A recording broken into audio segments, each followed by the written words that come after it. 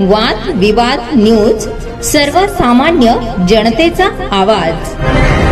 पिंपळनेर नगर परिषदेचे अक्षम्य दुर्लक्ष। नाना चौकात 4 महिन्यांपासून गटार मिश्रित पाणी पुरवठा, पिण्याच्या पाण्याचे सर्वत्र स्रोत निकामी, नागरिकांचे आरोग्य धोक्यात। पिंपळनेर शहरातील नाना चौक परिसरातील नागरिकांचे आरोग्य 4 ते 5 महिन्यापासून गंभीर धोक्यात आले। या भागातील नागरिकांना पिण्यासाठी आणि दैनंदिन वापरासाठी गटार, सांडपाणी मिश्रित दुर्गंधीयुक्त आणि काळ्या गाळाचे पाणी मिळत आहे। हनुमाननगर दलित वस्ती भागातून येणाऱ्या पाण्याचा उतार आणि निकृष्ट गटार व्यवस्थेमुळे ही भयावह परिस्थिती निर्माण झाली असून नगर परिषदेच्या वारंवार तक्रारी करूनही यावर कोणतीही कारवाई झाली नाही। हनुमाननगर दलित वस्ती भागातील सांडपाण्याचा गटारीचा प्रवाह नाना चौकाच्या दिशेने येतो। येथील गटारीचा पाईप अतिशय लहान आहे आणि याच परिसरात पिण्याच्या पाण्याची मुख्य नळ जोडणी आहे। गटारीचा पाईप लहान असल्याने तो वारंवार ओव्हरफ्लो होतो। तसेच पिण्याच्या पाण्याचा मुख्य पाईपलाईन जवळ असलेल्या एका लीक कनेक्शनमुळे रात्रभर गटाराचे दूषित पाणी पिण्याच्या पाईपलाईन मध्ये शिरते।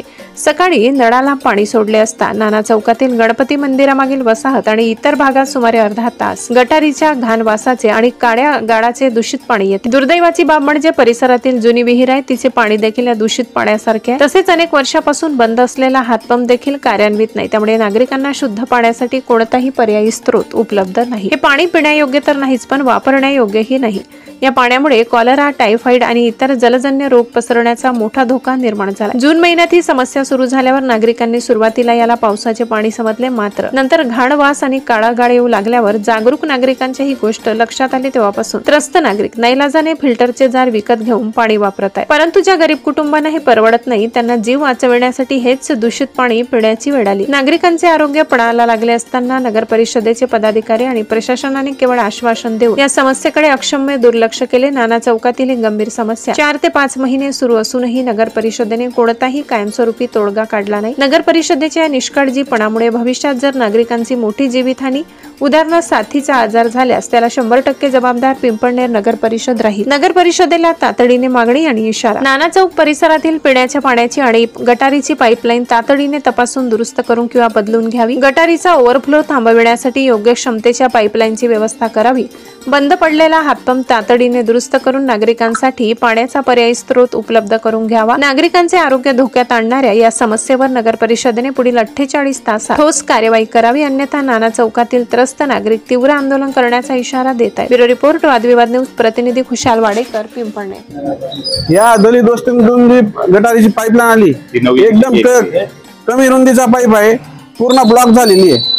हा रस्त्याचं काम केलं, पहिले गटारीचं काम करायला पाहिजे होतं। त्यानंतर ही जी समोरची पाईपलाईन आली ही गोपालनगर म्हणून सरळ या चौकामध्ये आलेली।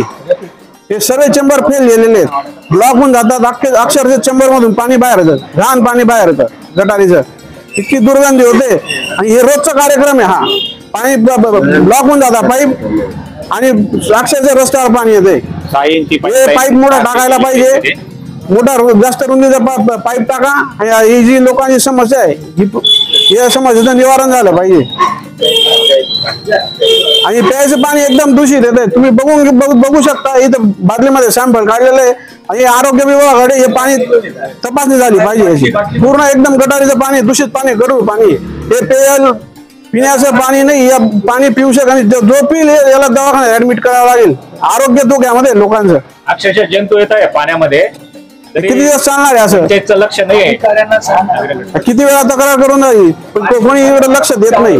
घरी सॅम्पल दाखवला, हे बघा, हे बघू शकता तुम्ही। लोक आजारी पडतायत गल्लीमध्ये। एक बादली पाणी ती पण बघून घ्या तुम्ही एकदा।